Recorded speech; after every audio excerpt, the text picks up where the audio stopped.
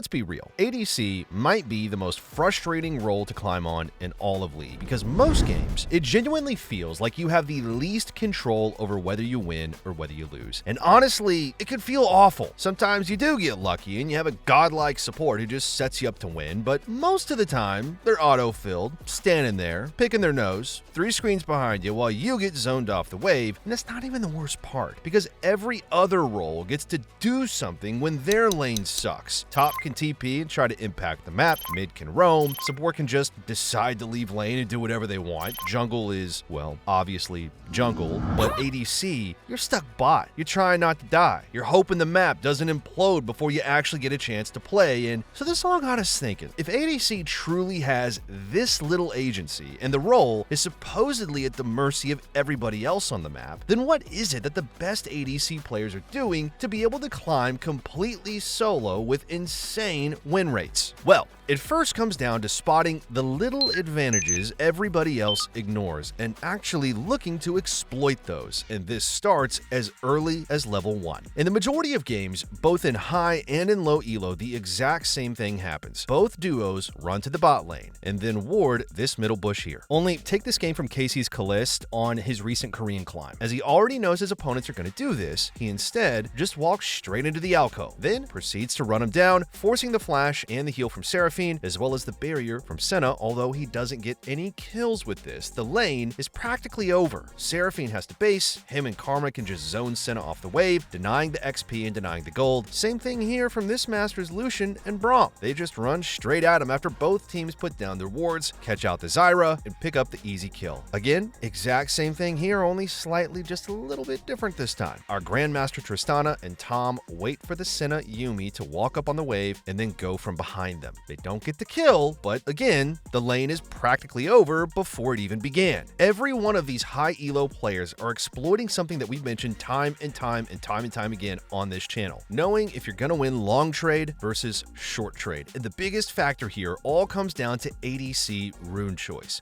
Why Kalist was so confident he could just run him down even with his Karma off to the other side is that he has lethal tempo versus Senna's DFT. See, every keystone rune falls somewhere on a scale. On the left, you've got all the poke runes. In the center, you got the short trade runes, and on the right, the long trade runes. The further on the right you are on that scale, the more favored you're going to be in a longer fight. It's honestly really that simple. Take this Emerald Jinx here with lethal tempo facing up against Misfortune with first strike. Exact same thing here again. Nami wards the bush, Brand gets some free poke, they move up, and Brand and Nami end up just trading some spells. Only Jinx doesn't even attempt to fight at all despite being massively favored at level 1. Misfortune even walks up and they trade a single auto, which is exactly what she wants as she has first strike plus her passive. So the lane hasn't even started and Jinx has already missed out on a huge opportunity here to instantly swing the lane in her favor. In fact, if you're uncertain about just how impactful runes are for extended fights, here's how a 1v1 between a Jinx and a Misfortune looks with the exact same rune setup. Misfortune gets an early chunk with her first strike, but then lethal tempo ramps up and Jinx takes the easy win. And that's not even considering the fact that Jinx has longer range and can space with her Q. And this whole concept of rune trades and how to abuse them is something that we break down even further in our brand new Season 16 ADC Essentials course, a 4-part course designed to walk you through every stage of the game, from navigating the lane phase by learning how to win every trade, the must-know Season 16 timers that give huge advantages in lane, and the exact rules that you need to be following for when to fight and when to recall. There's even an entire chapter dedicated to teaching you how to play with every single support and bot lane matchup possible, from melee engaged supports to enchanters, and even that Morgana support that only exists to press W on the wave. You're going to learn everything you need to survive the lane phase, even with a bad support. And if that wasn't enough already, we also cover the macro decisions most ADCs get completely wrong, to the mistakes that 99% of players make around objectives that are costing them games, as we teach you everything to master the mid game. Before then, finally covering the art of team fighting and the tips and tricks challenger ADCs abuse to always deal the highest damage possible, from how to position, how to manage and track cooldowns, and even some must-know settings and mechanics. So, if you're serious about climbing this season, this is exactly what you are looking for. You need not look anywhere else. There is a reason it has countless 5-star reviews already. Check it out today, completely risk-free, using the link or pinned comment in the description below, as if you don't climb at least 5 divisions while actively using our service, you are going to get every penny back. But you obviously can't always cheese level 1. So what are players like Kalist doing when they can't build an early advantage? This is where they abuse a concept called aggressive posturing, something that's practically non-existent in the lower elos, and one of the main reasons lanes do often feel so heavily reliant on your support to actually do something. So listen up, as learning about aggressive posturing is one of the best ways to start having more agency over your lane as an ADC. Take this early lane here from a Platinum game. Both ADCs are playing at more or less their max range. They move up to go for a last hit, they back off, and they just repeat. But don't get me wrong here, there's nothing wrong with this play and exactly what we just showed. The issue here is neither ADC is ever going to build an advantage this way themselves without relying on their support to do something for them. Now,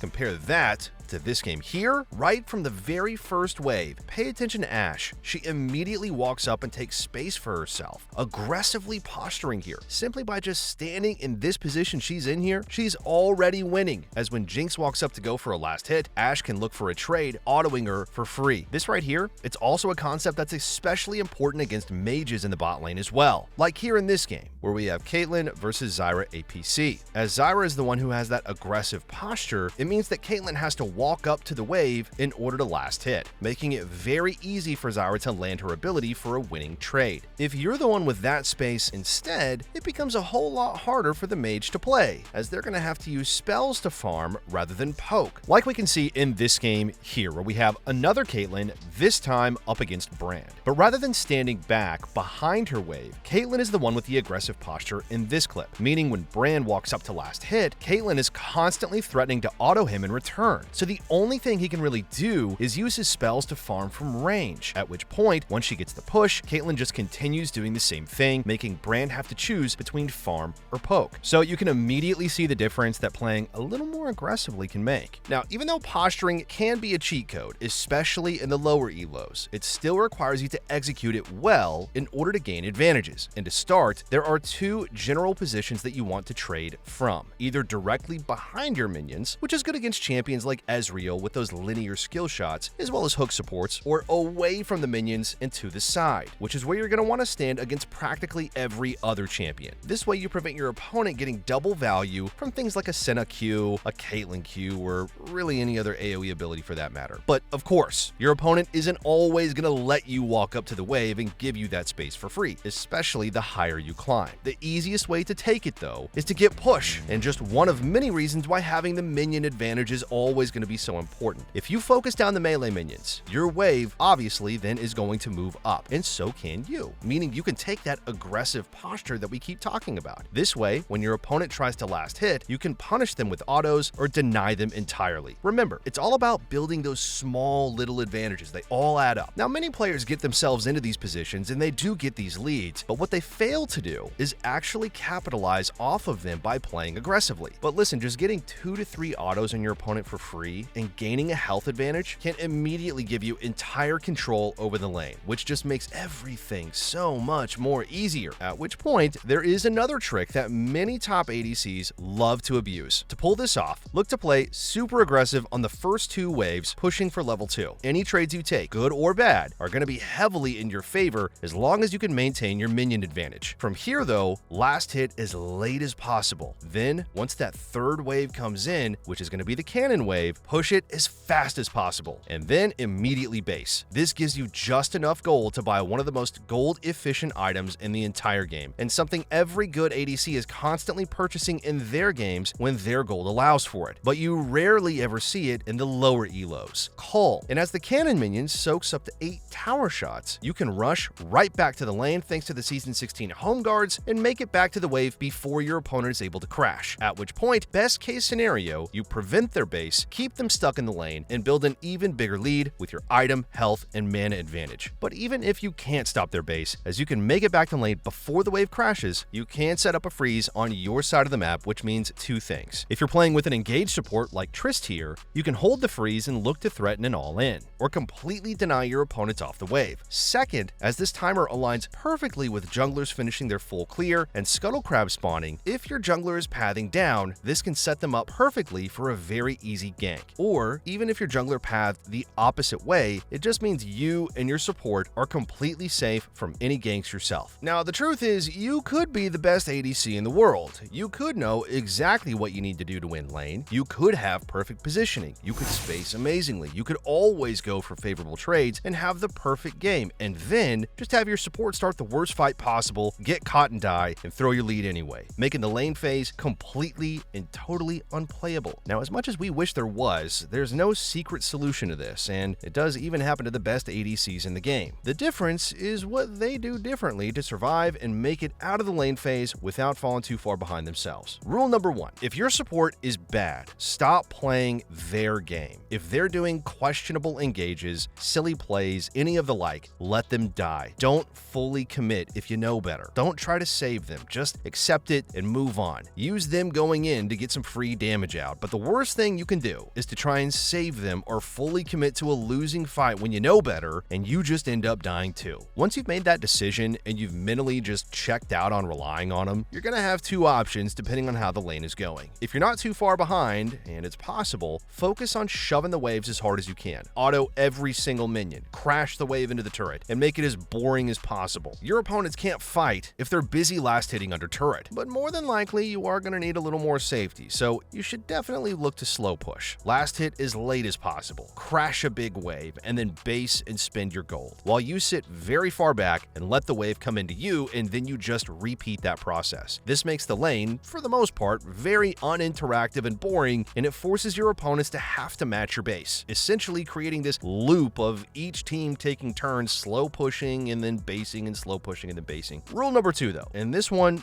might sound just a little bit weird, but hear us out here. If the lane is bad, stop worrying about last hitting caster minions. Casters are by far the hardest minions to pick up in lane. You have to push further forward to reach them, and even under tower, you're way more exposed to poke and harass compared to just grabbing the melees. Remember, they're only 14 gold. And lastly though, rule number 3, be okay with your turret going down. The worst thing you can do as an ADC is die trying to save your turret. And there's a few reasons for this. First, your opponent's taking the turret isn't as impactful as it is in the other lanes. The ADC and the support are going to most likely be sharing that gold from the plates, which basically means half of it is essentially going to waste. And look, in terms of map importance, bot lane T1 means absolutely nothing in the grand scheme of things compared to mid, for example. And most importantly, losing your tower essentially ends the laning phase. And the laning phase is the one part of the game where lower elo players actually mirror high-level macro. Top goes top, mid goes mid, bot goes bot. Everyone farms, everyone knows where to be. But once tower falls, that structure, pun intended, disappears. And there's a good chance you can look to out-macro your opponents. Because one of the biggest differences between ADCs that climb and those that end up hard stuck is how they macro in the mid game. That's why we dedicated an entire chapter in our ADC Essentials course to teach you exactly how to master the mid game, with one of those being to always give yourself options. Let's take a sneak peek at it. Although you are going to find countless people in your games ignore waves, neglect mid priority, and just walk to objectives, there is a massive issue with doing this. You remove all of your potential options, and you can abuse this hard. And to show you what I mean by that, this is probably how most of your games go. Drake is about to be spawning soon, and Jinx and Vel'Koz and the red team all just group up around it, with everybody completely neglecting the mid wave. Well, in this situation, what options do both teams have? One, right? They fully committed to Drake, and it's most likely just going to end up in both teams brawling to the death. Jinx is walking around in the jungle, Caitlyn is zoning her, and Jinx even ends up getting caught while waiting for her team to arrive. This is exactly what you want to avoid, as Jinx literally gave herself 0 options with this. Now compare that to this Ashe. Same as before, Dragon is about to spawn. Jinx and the rest of her team ignore mid-wave and walk through their jungle to the Drake. Ashe could walk through river and match them herself, which would result in a 3v5. But even though she's ahead, there's no knowing how the fight would go. So what she does is ensure she gets priority on the next wave and then looks at the Dragon fight again. But looking and seeing that Riven is almost dead and Nami is probably caught here, it just doesn't make sense for her to be there. Well, this is why you always want to push a wave and